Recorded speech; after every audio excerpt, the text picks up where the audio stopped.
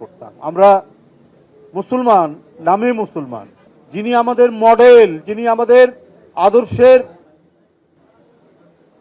যিনি প্রতীক, তাকে আমরা কেউ অনুসরণ করি না। কারো মাজার ভাঙছি, কারো লাশ আমরা পুড়িয়ে দিচ্ছি,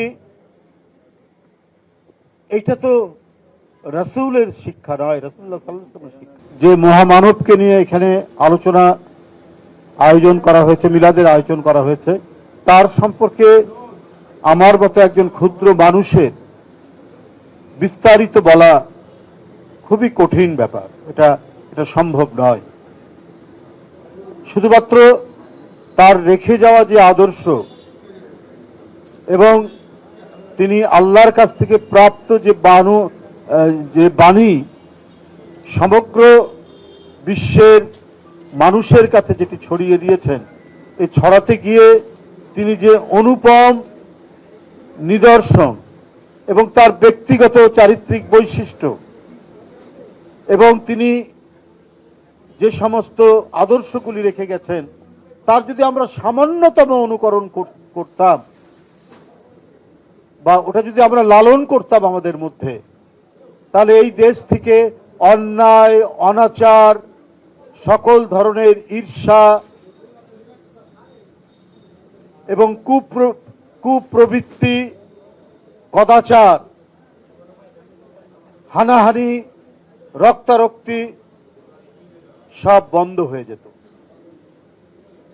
সব বন্ধ হয়ে যেত যদি আমি বললাম যে মানে অল্প একটু, সামান্যতম একটু যদি আমরা শিক্ষা গ্রহণ করতাম। আমরা মুসলমান, নামে মুসলমান, কিন্তু যিনি আমাদের মডেল, যিনি আমাদের আদর্শের যিনি প্রতীক, তাকে আমরা কেউ অনুসরণ করি না, তাকে আমরা কেউ অনুকরণ করি না। এটা হলো সবচাইতে আজকে মুসলিম সমাজের ব্যর্থতা। বিশ্ব মুসলিম যদি আজকে তার বাণী এবং তার রেখে যাওয়া যে আদর্শ এবং তিনি আল্লাহর কাছ থেকে যে বাণী পেয়েছেন, সেই আল্লাহর বাণী যদি সবাই আত্মস্থ করত, আজকে মুসলিম দেশে দেশেই নিজেদের মধ্যে যে অনৈক্য, সেই অনৈক্য থাকত না। গোত্রে গোত্রে বিভক্ত গোটা আরব জাতিকে যিনি ঐক্যবদ্ধ করলেন, তিনি মহানবী সাল্লাল্লাহু আলাইহি সাল্লাম। অথচ আজকে আমরা নিজেরা দ্বিধা বিভক্ত। আমরা কারো মাজার ভাঙছি, কারো লাশ আমরা পুড়িয়ে দিচ্ছি, এটা তো রাসূলের শিক্ষা নয়, রাসূলুল্লাহ সাল্লাল্লাহু আলাইহি ওয়াসাল্লামের শিক্ষা নয়। আজকে যে আমরা গণতন্ত্রের চেতনাই বলি, আমরা রাষ্ট্রীয় চেতনাই বলি, এগুলো তো পৃথিবীর কাছে নিদর্শন দিয়ে গেছেন আরবের সেই মহামানব। আমরা সেইখান থেকে শিক্ষা না নিয়ে আমরা নিজেদের যে ধর্ম, নিজেদের যে ইসলাম, সেটাকেই আমরা কত ফেরকা, কত ফিতনা, কত ধরনের কথাবার্তা দিয়ে শুধু বিভাজন করা। অথচ ঐক্যের প্রতীকই ছিলেন আমাদের মহানবী সাল্লাল্লাহু আলাইহি ওয়াসাল্লাম। গোত্রে গোত্রে বিভাজিত আরব সমাজকে নিদর্শন দিয়ে গেলেন কিভাবে ঐক্যবদ্ধ হয়। যে পবিত্র পাথর কাবা শরীফে বসানোর জন্য কোনো সিদ্ধান্তই যখন কেউ দিতে পারছিল না গোত্রে গোত্রে বিভাজনের জন্য, অথচ কি অসাধারণ এক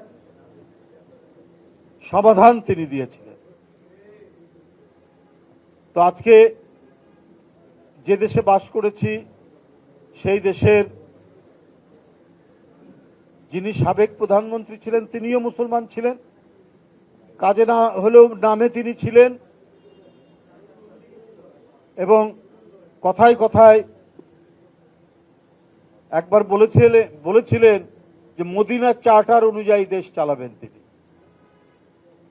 সেটা আমরা কি দেখলাম? সেটা আমরা দেখলাম তার এক মন্ত্রীর 140টা বাড়ি লন্ডনে, তার বাড়ি থাকার পরেও তার ছেলে মেয়ের নামে পূর্বাচলে 60 কাঠা জায়গা। এটা ছোট্ট উদাহরণ দিলাম। সরকারি জমি 72 বিঘা চট্টগ্রাম বিমানবন্দরের পাশে নেওয়া হয়েছে, সেখানে 30টা বাংলো বাড়ি তৈরি করা হবে সরকারি। জনগণের টাকা একেবারে মুড়ি মুড়কির মতো উনি ব্যবহার করেছেন তসরুপ করার জন্য। একেবারে অনুৎপাদনশীল বিভিন্ন খাত তৈরি করে টাকা শুধু লুট করার জন্য তিনি এই কাজগুলো করেছেন, যার কোনোই দরকার ছিল না, কোনোই দরকার ছিল। অথচ কত গুরুত্বপূর্ণ খাত রয়েছে। একটা মানুষ অসুস্থ হলে, গরিব মানুষ, তার বিনামূল্যে চিকিৎসার কোনো সম্ভাবনা নেই এই দেশে, ধুকতে ধুকতে মারা যাবে। কত মানুষ করোনার সময় বিনা চিকিৎসায় মারা গেছে, প্রয়োজনীয় অক্সিজেন এবং অন্যান্য ঔষধ সামগ্রী সরবরাহ করতে পারেনি। অথচ বাংলো বাড়ি নির্মাণ করার জন্য সরকারি পয়সায়, ফুর্তি করার জন্য যে পয়সা খরচ করা হয়েছে সেটা বলা কঠিন অবস্থা, বলা খুব মুশকিল। সবগুলো যদি বলতে যায় তো দিন রাত পার হয়ে যাবে। আমি শুধু সরকারকে বলতে চাই, আমার কেন জানি মনে হচ্ছে ভেতর থেকে গভীর চক্রান্ত চলছে। আমরা আমাদের এই বয়সে আমরা কিছুটা পাকিস্তান আমলও দেখেছি, তখন ছোট, তখন তো মাজার আক্রমণের কথা শুনিনি, তখন তো আমরা মাজারের কোনো লাশ পুড়িয়ে দেওয়ার কথা শুনিনি। এখন তো আরো এগিয়ে যাওয়ার কথা দেশ। আজকে হঠাৎ করে এই কাজগুলো কেন হচ্ছে? এটা শেখ হাসিনা করতেন, বিএনপি ক্ষমতায় থাকলে, বিএনপি পাকিস্তানপন্থী দল, বিএনপি কি বলে ইসলামী জঙ্গিদেরকে প্রশ্রয় দিচ্ছে, এই অপতথ্য এবং অপপ্রচার করতেন। এই অপতথ্য অপপ্রচার করার পরেও উনি এটা কোনোভাবেই প্রমাণ করতে পারেননি যে ভাই আমাদের উপর বিপদ আসে, আমরা দেশেই থাকি, আমাদের নেত্রী দেশেই থাকে। মিথ্যা মামলায় 5-6 বছর তিনি নির্যাতনে কারাবন্দী অবস্থায় থাকেন। আমরা কোনো পন্থীর দল নই, আমরা বাংলাদেশ পন্থী দল, বাংলাদেশ জাতীয়তাবাদী দল। আর আপনারা কি পন্থী আপনারা নিজেরাই প্রমাণ করেছেন। 1981 সালে দেশে যখন ফিরলেন, জিয়াউর রহমান যখন আপনাকে ফেরার অনুমতি দিলেন, দেশে ফিরলেন, কোন দেশ থেকে আপনি এসেছিলেন? আবার 5ই আগস্টে কোন দেশে পালিয়ে গেলেন? আপনাদের অধিকাংশ লোক কোন দেশে পালিয়ে গেছে? এটা জনগণ দেখেনি, এখনো তো দেখছে। আবার ওই দেশ থেকেই আমরা অডিও বার্তা, ভিডিও বার্তা শুনি যে তোমরা উল্টে দাও, পাল্টে দাও, কারো হাত ভেঙে দাও, কারো পা ভেঙে দাও। এটা কিভাবে সম্ভব? কে কোন পন্থীর সেটা তো নিজেরাই প্রমাণ দিচ্ছে। এখন কিছু দল আমাদেরকে আবার ভারতপন্থী বলছেন। তো ভাই 5ই আগস্টের পরে কারা আগ বাড়িয়ে বলে বসলেন আমরা ভারতের সাথে সব সম্পর্ক করে ফেলব? আপনাদের 71 সালে গোটা জাতি যখন স্বাধীনতার জন্য ঐক্যবদ্ধ, তখন আপনারা সেই আগ্রাসী হানাদার বাহিনীকে সমর্থন করলেন। আপনারা এখন বিএনপিকে বলেন আরেক পন্থী। যাই হোক, বিভিন্ন রাজনৈতিক দল থেকে বিভিন্ন পন্থী বলার পরও তারা নিজেরা নিজেদের কর্মকাণ্ডে প্রমাণ করেছেন ওরা বাংলাদেশ পন্থী নয়, ওরা এই দেশের মানুষের পন্থী নয়। বিএনপি এই দেশ, এই জাতি, এদেশের মানুষের আবহমান কালের সংস্কৃতি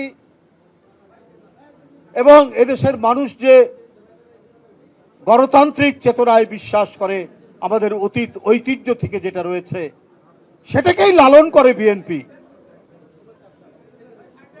বন্ধুরা আবার, তাই আমি বলতে চাই, আবার যখন এই ধরনের যে উৎপাত শুরু হয়েছে, এই ধরনের নৈরাজ্য তৈরি হয়েছে, তৌহিদি জনতার নামে কারা এই কাজগুলো করছেন, আপনি দেখবেন এদের পিছনে আন্তর্জাতিক ষড়যন্ত্র আছে। বাংলাদেশ যে একটি উদার নৈতিক দেশ, বাংলাদেশের যে বিভিন্ন ধর্মীয় সম্প্রদায় পাশাপাশি শান্তিপূর্ণভাবে বাস করে, এই দেশের পূজা মণ্ডপ পাহারা দেয় আলেম ওলামারা, সেই দেশে মাজার ভাঙা, মাজারে সেইখানে লাশ পুড়িয়ে দেওয়ার মতো ঘটনা যেটা গোয়ালন্দে ঘটেছে, এটার আমি বাংলাদেশ জাতীয়তাবাদী দলের পক্ষ থেকে তীব্র নিন্দা জানাচ্ছি এবং প্রতিবাদ জানাচ্ছি। অবশ্যই এর পিছনে আন্তর্জাতিক কোনো ষড়যন্ত্র আছে। বিএনপির আমলে যেমন চক্রান্ত করেছিলেন হাসিনা অন্য অনেককে নিয়ে বাংলাদেশের ভাবমূর্তিকে কলঙ্কিত করার জন্য, এখন আবার সেই প্রচেষ্টা চলছে কিনা, এটাই অন্তর্বর্তীকালীন সরকারকে সেটাকে প্রমাণ করতে হবে, দেখাতে হবে কারা এটার সাথে যুক্ত, কেন এই কথাগুলো বারবার আসছে। আমি বক্তব্য আর বাড়াচ্ছি না। যে মহামানবের আজকে জন্মদিন এবং ওফাত দিন, আমি শুধু এটুকুই বলবো, আমরা তার জীবন থেকে, আমরা তার জীবন সংগ্রাম থেকে শিক্ষা নিয়ে নিজেদের মধ্যে যদি আমরা সেটাকে লালন করে চলতে পারি, আমাদের কোনো বিপদ আসবে না। আমরা একজন সাচ্চা মানুষ হিসাবে আমরা চলতে পারবো। কোনো লোভ লালসা, কোনো দুর্নীতি, কারো অন্যের ধনের প্রতি লোভ,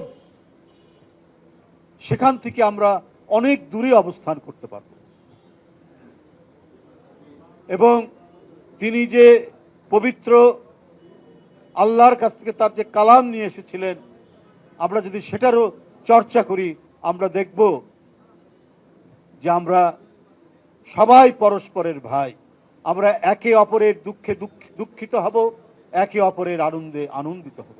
এটাই রাসূলুল্লাহ সাল্লাল্লাহু আলাইহি সাল্লাম তিনি যে বাণী নিয়ে এসেছিলেন আল্লাহর কাছ থেকে, সেটাকে প্রতিষ্ঠা করতে তার যে ত্যাগ, তার যে সংযম, তার যে বিভিন্ন চাপের মুখেও তার যে ধৈর্য ধারণ করা, এখান থেকে আমরা যদি শিক্ষা নিতে পারি, আমাদের আর অন্য কোনো সামনে কারো আদর্শ, কারো মডেল আমাদের নিতে হবে না।